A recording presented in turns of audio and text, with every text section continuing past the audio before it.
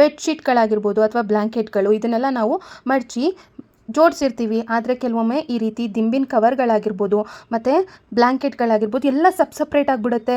ನಮ್ಗೆ ತಕ್ಷಣ ಬೇಕಾದಾಗ ಕೈಗೆ ಸಿಕ್ಕಲ್ಲ. ಆ ಥರ ಆಗಬಾರ್ದು ಅಂದರೆ ಈ ಒಂದು ಸಿಂಪಲ್ ಟಿಪ್ಪನ್ನು ಟ್ರೈ ಮಾಡಿ ನೋಡಿ, ತುಂಬಾ ಉಪಯೋಗಕ್ಕೆ ಬರುತ್ತೆ. ಈ ರೀತಿ ದಿಂಬಿನ ಕವರು, ಪಿಲ್ಲೋ ಕವರ್ ಇರುತ್ತಲ್ವ, ಅದರೊಳಗಡೆ ಬೆಡ್ಶೀಟನ್ನು ಕ್ಲೀನಾಗಿ ಈ ರೀತಿ ಮಡಚಿಟ್ಟು ಮತ್ತೊಂದು ದಿಂಬಿನ ಕವರ್ ಇರುತ್ತಲ್ವ, 2 ದಿಂಬಿನ ಕವರ್ ಕೊಟ್ಟಿರ್ತಾರೆ ಒಂದು ಸೆಟ್ಟಲ್ಲಿ ಅಂತಂದರೆ, ಅದನ್ನು ಕೂಡ ಇದರೊಳಗಡೆ ಒಂದೇ ಒಂದು ದಿಂಬಿನ ಕವರ್ ಒಳಗಡೆ ಕ್ಲೀನಾಗಿ ಒಂದು ಸೆಟ್ಟನ್ನು ಕ್ಲೀನಾಗಿ ಜೋಡಿಸಿ ಈ ರೀತಿ ಮಡಚಿಟ್ರೆ ನೋಡಿ ಎಷ್ಟು ನೀಟ್ ಆ್ಯಂಡ್ ಕ್ಲೀನಾಗಿ ಕಾಣಿಸುತ್ತೆ. ಇದೇ ವಿಧಾನದಲ್ಲಿ ನಾನು ಮತ್ತೊಂದು ಬೆಡ್ಶೀಟನ್ನು ಕೂಡ ನಾನು ಮಾಡಿಸ್ತಾ ಇದ್ದೀನಿ. ಈ ರೀತಿ ಚಿಕ್ಕದಾಗಿ ಆದರೂ ಮಡಚಿ ನೋಡಿ ಈ ಥರ ಇಡ್ಬೋದು, ಅಥವಾ ಸಮನಾಗಿ ಕ್ಲೀನಾಗಿ ದಿಂಬಿನ ಕವರ್ ಒಳಗಡೆ ಪೂರ್ತಿಯಾಗಿ ಕೂರೋ ಥರ ಆದರೂ ಮಡಚಿ ಇಡ್ಬೋದು. ಈಗ ಚಿಕ್ಕದಾಗಿ ಮಡಚಿ ಈ ರೀತಿ ದಿಂಬಿನ ಕವರಲ್ಲಿ ಇಟ್ಟಿದ್ದೀನಿ. ಈಗ ದಿಂಬಿನ ಕವರ್ ಮತ್ತೊಂದನ್ನು ಈ ರೀತಿ ಚಿಕ್ಕದಾಗಿ ಮಡಚಿಟ್ಟಿದ್ದೀನಿ. ಮಧ್ಯಭಾಗಕ್ಕೆ ಈ ಥರ ಫೋಲ್ಡ್ ಮಾಡಿದ್ದೀನಿ.